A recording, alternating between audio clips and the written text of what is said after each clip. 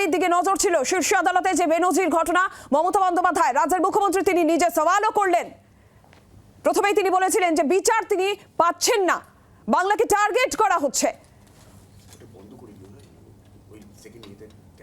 প্রবীর চক্রবর্তী প্রতিনিধি রয়েছেন আমাদের সঙ্গে।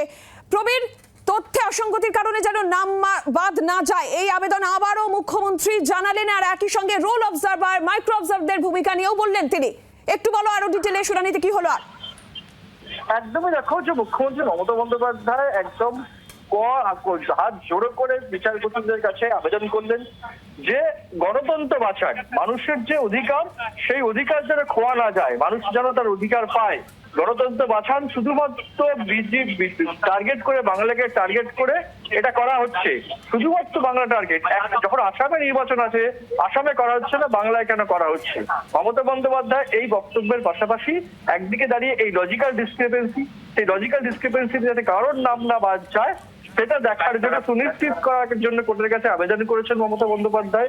পাশাপাশি দাঁড়িয়ে মমতা বন্দ্যোপাধ্যায় বলেছেন এই যে নির্বাচন কমিশন যে অভিযোগ করছে যে রাজ্য সরকার সাহায্য করছে না, সেটা সম্পূর্ণ ভুল, সম্পূর্ণ মিথ্যা তথ্য বলে মমতা বন্দ্যোপাধ্যায় কোর্টকে জানিয়েছেন যে রাজ্য সরকার সব রকম সাহায্য করছে, যা যা নির্বাচন কমিশন চেয়েছে, যা যা নির্বাচন কমিশন বলেছে সব রকম সাহায্য রাজ্য সরকার করছে।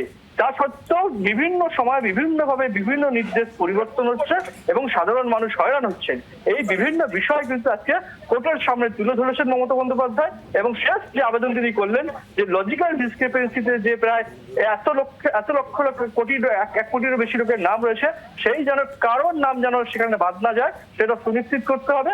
অবশেষে বিচারপতিরা তারা বলেছেন যে সোমবার দিন, পরবর্তী দিন সোমবার দিন এই মামলা দিন তারা শুনবেন এবং তারা একটা রায় দেবেন। এবং যে যে সমস্যাগুলো চলছে, যে যে সমস্যা সামনে আসছে, সেই সমস্যা যাতে সমাধান করা যায় তার একটা সুনিশ্চিত একটা নির্দেশ তারা দেবেন এবং তার জন্য তারা সময় চেয়ে নিয়েছেন। আগামী সোমবার সব পক্ষকে তাদের প্রয়োজনীয় ডকুমেন্ট জমা দিতে বলেছেন এবং পাশাপাশি দাঁড়িয়ে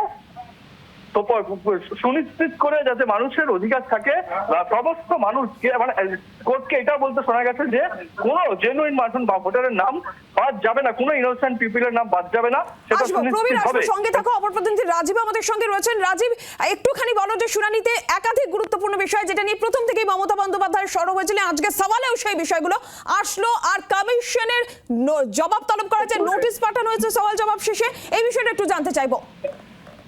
দেখো, শুনানি শেষ হয়ে গিয়েছে আজকে এবং এক্ষেত্রে মুখ্যমন্ত্রী মমতা বন্দ্যোপাধ্যায় তিনি কিন্তু নিজে সওয়াল করেছেন, তিনি নিজে আদালতের অনুমতি নিয়ে বলেছেন বেশ কিছু বিষয় এবং সেক্ষেত্রে বিচারপতিরাও তারা তার বক্তব্য শুনেছেন এবং নির্বাচন কমিশনকে শুনানি শেষে নোটিশ পাঠানো হয়েছে এবং রাজ্যের মুখ্য নির্বাচনী আধিকারিককেও নোটিশ পাঠানো হয়েছে।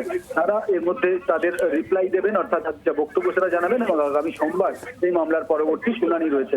এবং এক্ষেত্রে তোমাকে জানিয়ে রাখি যে মুখ্যমন্ত্রী মমতা বন্দ্যোপাধ্যায় তিনি যেটা বলেছেন যে পশ্চিমবঙ্গ থেকে আমি এসেছি, আমাদের আইনজীবীরা প্রথম থেকে লড়ছেন, আমরা সুবিচারের জন্য কাঁদছি এবং এখানে একেবারে বুলডোজার চালিয়ে দেওয়া হচ্ছে। এবং শুধু তাই নয়, মুখ্যমন্ত্রী মমতা বন্দ্যোপাধ্যায় যে শব্দবন্ধ ব্যবহার করেছেন, তিনি নির্বাচন কমিশনকে হোয়াটসঅ্যাপ কমিশন বলেছেন একেবারে প্রধান বিচারপতির বেঞ্চে দাঁড়িয়ে।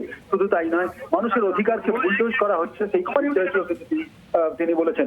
অর্থাৎ একেবারে স্পষ্টতই যে মুখ্যমন্ত্রী মমতা বন্দ্যোপাধ্যায়ের যা বক্তব্য তিনি যা এর আগে রাজনৈতিক মঞ্চে বলেছেন, সেই বক্তব্য কিন্তু তিনি একাংশে ছোট করে হলেও তিনি কিন্তু প্রধান বিচারপতির ইজলাসে সেটা তুলে ধরতে সক্ষম হয়েছেন এবং বিচারপতিরা পুরো বিষয়টি বুঝেছেন। এবং নির্বাচন কমিশনের সামনে তিনি যে বিষয়গুলি এর আগে বলেছেন যে নির্বাচন কমিশন কার্যত বিজেপির হয়ে কাজ করছে, বিজেপির রুলিং স্টেট, সেখানে এই ধরনের মাইক্রো অবজারভার নিয়োগ করা হয়নি। মাইক্রো অবজারভার নিয়েও নির্বাচন কমিশন জানিয়েছে যে তাদের রাজ্যকে গ্রুপ বি টাইপের যে বি ক্যাটাগরির আধিকারিক চাওয়া হয়েছিল, সেই আধিকারিক তারা দিতে পারেনি, যেগুলি ম্যাজিস্ট্রেট, সাব ডিভিশনাল ম্যাজিস্ট্রেট পর্যায়ের আধিকারিক তারা দেয়নি এবং সেই কারণেই মাইক্রো অবজারভার নিয়োগ করতে হয়েছে এবং এই অধিকার নির্বাচন